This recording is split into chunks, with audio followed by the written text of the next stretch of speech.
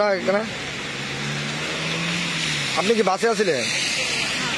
কোনখান থেকে আইতে ছিল বাসটা? আমরা মেলা করতে আইছি। কি বাসটা কিভাবে অ্যাক্সিডেন্ট হয়েছে এখানে? আমরা তো কইতে পারতেছি না, বই আসছিলাম। তারপরে দেখি এই গাড়ি রাইতেছে, আর এই গাড়িটা এটারে এমনি আগে করছে, আর এটা এদিকে চালাইতেছে, চালাইয়া করে এদিকে যায় কাটতে গেছে।